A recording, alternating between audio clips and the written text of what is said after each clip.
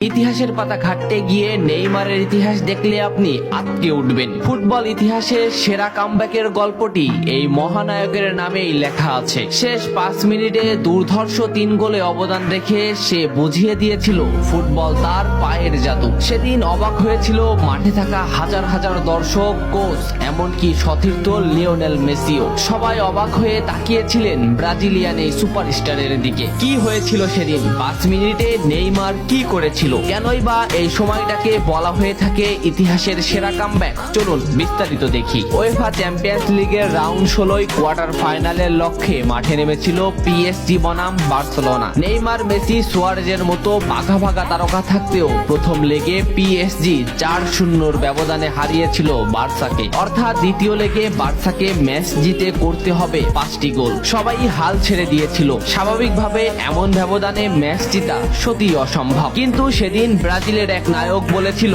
এটা সম্ভব, আমরা এটা করে দেখাবো। যেভাবেই হোক না কেন আমরা দলকে ম্যাচ জেতাতে চাই। 2017 সালের 8 মার্চ অনুষ্ঠিত হয় এই ম্যাচের দ্বিতীয় লেগ। ম্যাচের শুরু থেকেই ক্ষিপ্ততা আর দক্ষতা দেখাতে শুরু করেন নেইমার। এই ম্যাচে যেন আবির্ভাব হয় কোনো এক নতুন নেইমারের। এই নেইমারকে তো কেউ চেনে না। ম্যাচের 3 মিনিটেই লুইস সুয়ারেজ পেয়ে যায় প্রথম গোলের দেখা। এরপর নেইমারের ক্ষিপ্ততায় একের পর এক আক্রমণ সাজাতে থাকে বার্সা। এদিন যেন নেইমারকে কোনোভাবেই আটকাতে পারছিল না পিএসজি। নেইমারকে আটকাতে একের পর এক ফাউলই বেছে নিয়েছিল তারা। ম্যাচের 40 মিনিটে লেভিনের আত্মঘাতিক গোলে বার্সা পায় দ্বিতীয় গোলের দেখা। ম্যাচের 50 মিনিটে ক্ষিপ্ত থাকা নেইমারকে ডি বক্সের ভিতর ফাউল করে ফেলে দেওয়া হয়। এতে বার্সা পেয়ে যায় পেনাল্টিতে গোল করে দলকে এগিয়ে নেন লিওনেল মেসি। তবে যেমনটা ভাবছিলেন এই ম্যাচের গল্প ফুটবল বিধাতা তেমন ভাবে লেখেননি। 62 মিনিটে বার্সার কফিনে শেষ প্যারাটা পুড়ে দেন এডিনসন কাভানি। এতেই স্তব্ধ হয়ে যায় ক্যাম্প নু।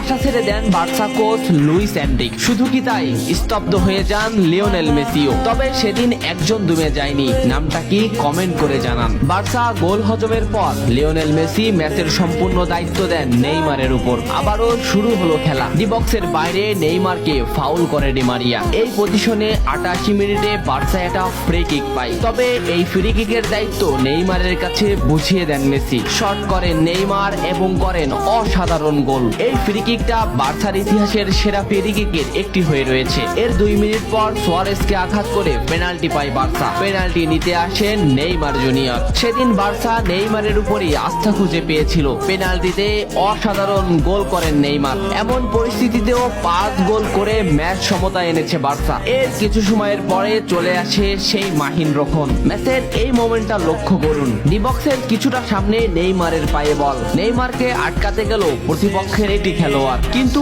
নেইমার শর্ট মোমেন্ট নিয়েও শট না করে বলটি সামনে আগালেন। এই মোমেন্টটা লক্ষ্য করুন। নেইমার একবার গোলের দিকে তাকালেন। এতেই সে বুঝে ফেলেছে কোথায় বলটি দিতে হবে। নেইমার শট নিলেন। আপনি সাধারণ চোখে এটাকে একটা শট দেখলেও এটা হলো সেই শট যা লিখেছিল ইতিহাসের সেরা কামব্যাকের অধ্যায়। নেইমার এমন ভাবে শটটি নিয়েছিলেন যাতে রবের্তো শুধু পা লাগিয়ে গোল করেছিলেন। শেষ 5 মিনিটে সেরা 3টি গোলে অবদান রেখে সেদিন ইতিহাসের সেরা কামব্যাকের নায়ক হয়েছিলেন ব্রাজিলিয়ান এই সুপারস্টার। সবাই যেখানে স্তব্ধ হয়ে গিয়েছিল নেইমার সেখান থেকেই শুরু করেছিলেন। নেইমার বুঝিয়ে দিয়েছিলেন নিজের দৌড়ত্ব।